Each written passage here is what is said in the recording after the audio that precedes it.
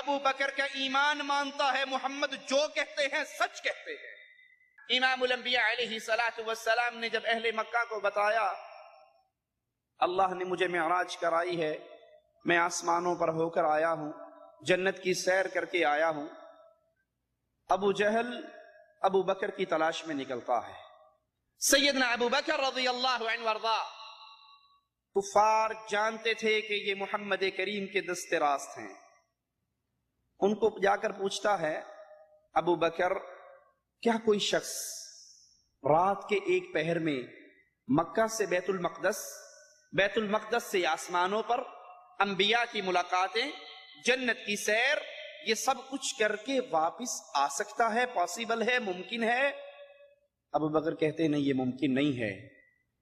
ابو جہل اپنے دل میں خوش ہو رہا کہ میں نے محمد صلی اللہ علیہ وسلم کے سب سے قریبی ساتھی کو توڑ لیا۔ پوچھتا ہے ابو بکر کیا جانتے ہو یہ دعویٰ کس نے کیا ہے؟ کہا کس نے؟ کہا جس کو تم محمد کہتے ہو، اپنا نبی کہتے ہو، یہ دعویٰ اس کا ہے۔ قربان جاؤں ابو بکر صدیق رضی اللہ عنہ وارضا کی ایمانی قوت اور غیرت پر۔ کہا اے ابو جہل کیا تو نے میرے آقا سے سنا ہے؟ کہا ہاں میں نے سنا ہے۔ کہا اللہ کی قسم محمد سچ فرماتے ہیں۔ ابو جہل پریشان ہو گیا، ابھی انکار کیا تھا اور ابھی قسم کھا کر کہہ رہے ہیں کہ سچ فرمایا ہے۔ کہا ابو بکر کیا عقل مانتی ہے؟ اس بات کو عقل تسلیم کرتی ہے؟